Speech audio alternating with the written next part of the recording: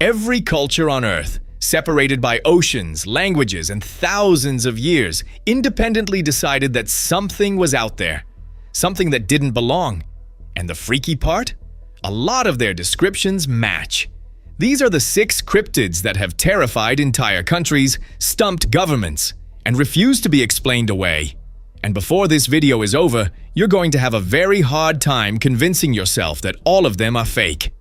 One of them showed up right before 46 people died. And nobody has explained that, not once in over 50 years. It was a regular Tuesday night in 1966. 2 young couples in West Virginia decided to go for a late drive near an old abandoned dynamite factory, which, honestly, already sounds like the opening of a horror movie nobody asked to be in. The road was quiet, the area was dark, and everything was completely normal. Until it wasn't. Their headlights caught something standing in the road. Tall, humanoid. And then it opened a pair of wings so massive they barely fit between the trees, somewhere between 10 and 15 feet across. The thing wasn't flapping dramatically or doing anything theatrical. It just rose into the air silently and began following their car. They floored it. The speedometer hit 100 miles per hour. The creature kept up without even trying hard. That is not a fun thing to have happen to you on a Tuesday. When they finally reached town and told police, nobody laughed them out of the room, because within days, over 100 other people in the same area reported seeing the exact same thing. Red, glowing eyes, massive wingspan, man-shaped body. The local press named it Mothman, and Point Pleasant, West Virginia was never quite the same again. For 13 months, sightings kept coming. People reported their TVs glitching, dogs disappearing, and a general sense that something was very wrong with the town. Then, on December 15th, 1967, the Silver Bridge, a suspension bridge connecting West Virginia to Ohio, collapsed during evening rush hour. 46 people died in the freezing river below. And just like that, the Mothman sightings stopped completely. No more reports, no more glowing eyes. Gone. Nobody has ever fully explained whether the Mothman was a warning, a coincidence, or somehow involved. That question is still open. File that away. Now, while all of this was happening in Point Pleasant, something entirely different, and somehow even stranger, had already gone down about 90 miles away, 14 years earlier. September 1952. A group of kids in a small town called Flatwoods spotted what looked like a bright object fall from the sky and land on a hill nearby. Being children with absolutely no sense of self-preservation, they grabbed a flashlight and went to investigate. Their neighbor, a local woman, came with them. So did a National Guardsman. This group of genuinely brave and deeply unfortunate people climbed that hill in the dark. What they found at the top wasn't a crashed plane. It wasn't a meteor. What they found was a 10-foot-tall figure with a round red face, eyes that lit up like searchlights, and a dark, hovering body partially hidden inside what looked like a metallic dress. The smell hit them before the visual even fully registered, a thick, sulfurous, eye-watering stench that made several of them physically ill for days afterward. The figure moved toward them. They ran. Every single one of them ran and didn't look back. When investigators arrived later, there was no creature, no craft, just flattened grass, a strange oily residue on the ground, and that smell still hanging in the air. The U.S. Air Force quietly looked into it and never released a satisfying conclusion. Make of that what you actually know. Don't make anything of it yet, because what happened the very next night on a road 11 miles away makes this whole thing significantly worse. The night after the Flatwoods incident, a couple was driving through a rural road about 11 miles away.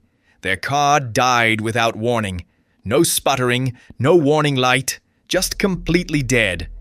They were stuck on an empty road at night, which is already a terrible situation without anything supernatural involved. Then the smell arrived. That same thick, sulfurous stench from the hill the night before. The wife pulled their baby closer. The husband tried the ignition repeatedly. Nothing. Then a blinding light filled the windshield, and a 10-foot hovering figure appeared directly in front of the car, staring at them in complete silence.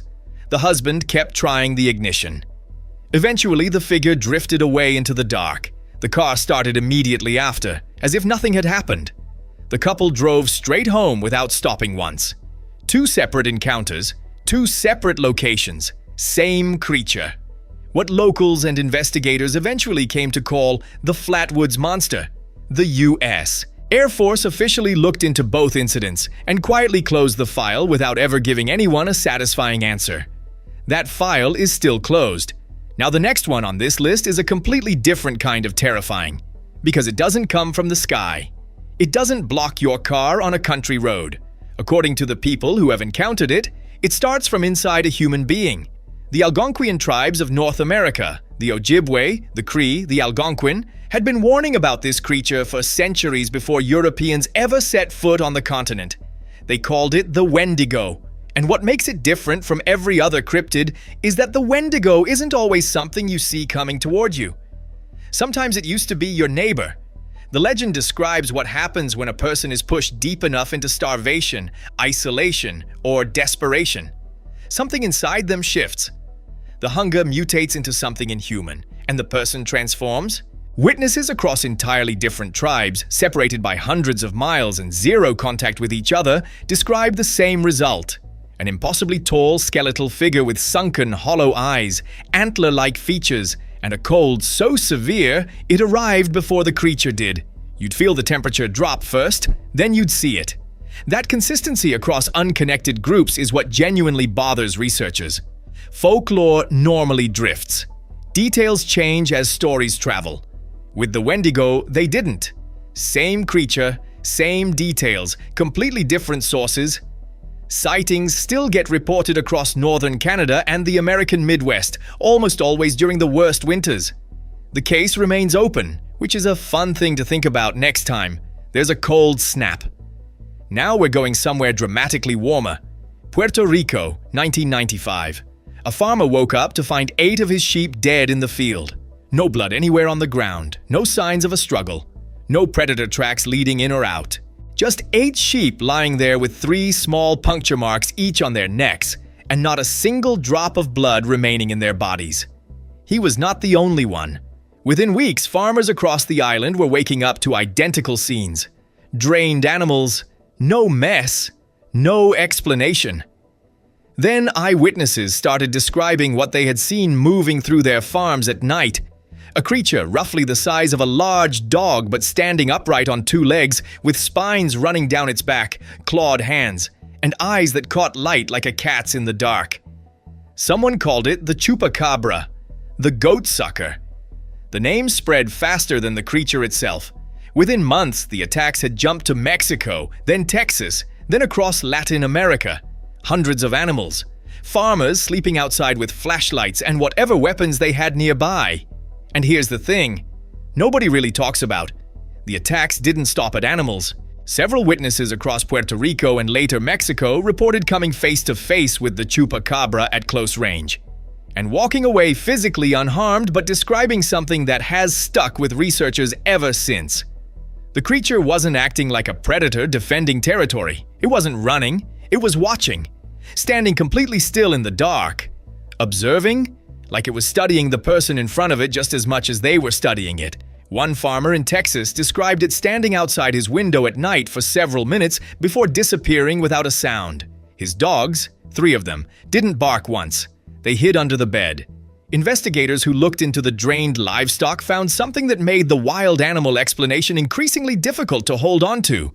The puncture wounds were surgical in their precision. No tearing, no mess. No signs of feeding in the way any known predator feeds. A wildlife biologist brought in to assess one case in Mexico said openly that he could not identify what animal was responsible. He didn't say cryptid, he said unknown. There is a meaningful difference between those 2 words and also almost no difference at all. The official explanation that eventually gained traction was that the chupacabra was a coyote or wild dog suffering from severe mange, a skin condition that strips fur and distorts the animal's shape dramatically. It's a reasonable explanation. It explains the appearance. It does not explain the completely bloodless wounds or the surgical puncture marks, or why dogs that will bark at a plastic bag blowing in the wind refuse to make a single sound. The case is officially considered solved. A lot of people who were there do not agree. Now, There is another creature that has been laughed at for decades while quietly accumulating more physical evidence than almost anything else on this list: Bigfoot. Sasquatch, if you want to be formal, which nobody ever is. The witness list alone should give anyone pause. Park rangers, wildlife biologists, law enforcement officers, and military personnel have all filed reports. A U.S. Army Corps of Engineers. Publication from 1975 officially acknowledged Sasquatch as a presence in the Pacific Northwest. Not as folklore, not as legend, as a presence. And somehow, the topic still gets treated like a joke at family dinners everywhere. The most examined piece of evidence is a short film from October 1967, shot near a creek in Northern California. A large, upright, broad-shouldered figure covered in dark hair walks across a clearing, turns briefly to look directly at the camera, then disappears into the tree line. Hollywood special effects professionals, biomechanics experts, and primate researchers have studied it for decades. The muscle movement, the gait, and the proportions keep coming back as inconsistent with a human in a costume. Nobody has fully recreated it. Over 10,000 footprint casts exist across North America. Many show a mid-tarsal break, a flexibility in the middle of the foot that humans don't have, but some primates do. That is not a detail someone planning a hoax thinks to include. And then there's the smell.